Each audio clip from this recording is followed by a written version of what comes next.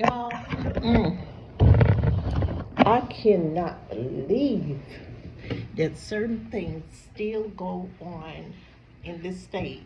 And it might be across the United States, but um, we really didn't experience it as much as we've experienced it here. And when I mean by we, I'm talking about myself, my two daughters, uh, and us when we moved here. Now, um, let me see, I'm gonna start with this one thing. When I first got here some years ago, my uncle stayed here. And when he was staying here, I started, like my cousin, she would take me different places. And when I first visited, I'm here in Macon, Georgia. I'm sorry, y'all, this is on the slow. When I first visited Macon, Georgia, you would walk down a sidewalk, and this was not that long ago. And if there was like a white person on the sidewalk, they would expect you to just move over. But see, where I'm from, we didn't do that. So I thought it was weird. So when I was walking with my cousin, I saw my cousin like move over. And I didn't move over because I'm on the right side of the sidewalk that I'm supposed to be on. So we're like walking, they're walking towards me, and the person wouldn't even move, and I wouldn't go move either. So we're like standing just like this, y'all, face to face. And they're thinking I'm gonna step over on the grass. I'm like thinking to myself, bullshit. So finally, they said I was not going to move, and finally went around. We would have been standing there all day, I promise you that. So there was this incident some years ago, also, whereas this little boy was walking down the street. It was this area called Bloomfield. And the kids, sometimes they play in the road during the summer, or they walk by this lady's house, which happened to have been a white woman. And for some reason, that was just annoying to her. There was no specific reason as to why she was annoyed because they were walking down the street. It was just, I learned later that Bloomfield used to be pretty much cream of the crop neighborhood, and it used to be all white, and then it was taken over because when blacks moved into it, the elderly whites started dying off, and some of their children moved out just because black people moved in. It was just strange to me. And so the little boy's walking down the street. The white woman comes out of her house and she shoots the little boy in the head. And the only explanation that I got, I mean, I had a whole story on, but she ended up going to prison, is that she shot the little boy just for walking down the street and just for being black. See what I mean? And then another thing that I encountered is that if you have lighter skin and you start dating like a dark skinned guy, it could be a light skinned guy who has a dark skinned mother.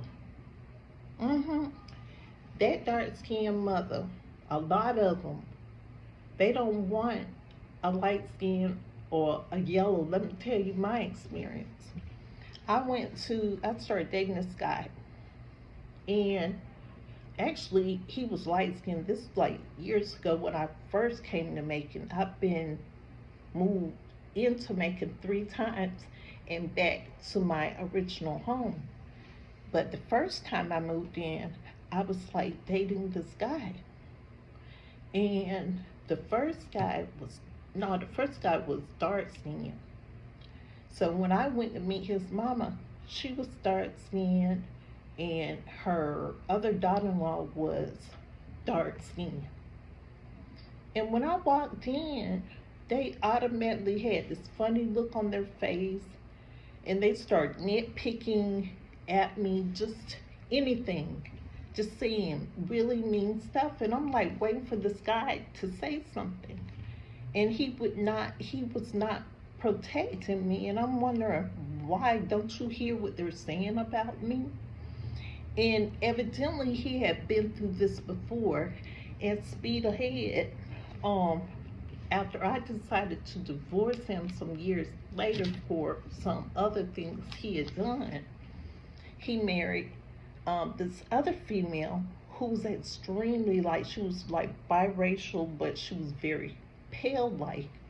So he learned the lesson just to keep her away from his mother and his people. So, I mean, if she didn't want to go to an event, he didn't force her to go because he knew what his mother would do. And then, so later I started dating this light skinned guy. But his mother was light skinned too, but it was like this stigma thing, whereas his ex wife was dark skinned. I know it's crazy.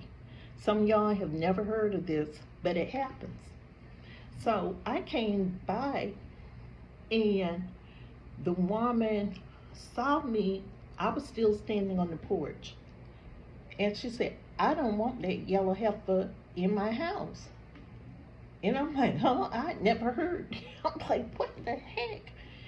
And what blows me is that the dark skinned women in this place will chase a yellow man to the ends of the earth, but they do not like light skinned women.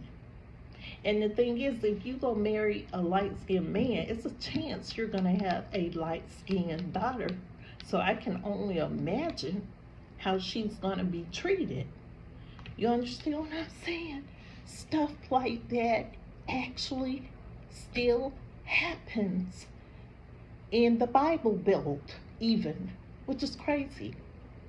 Just a few minutes ago, I went to answer the door.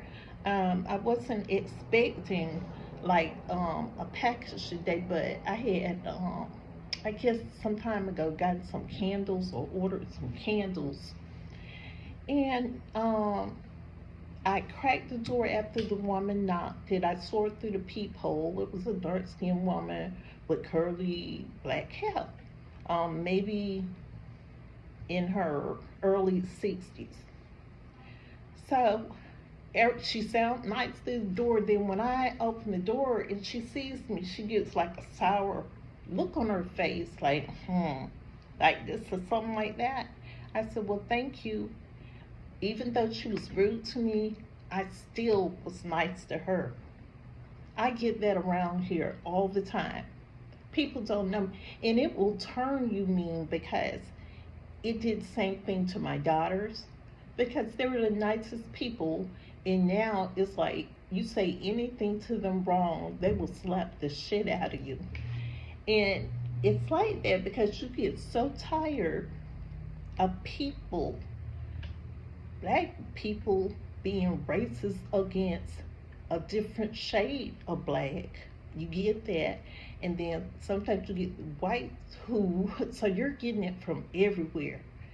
And for some reason they think that you have it easier, but actually we have it harder because it's coming from everywhere. It's coming from within our own race, within our own families, from other races, and everywhere else.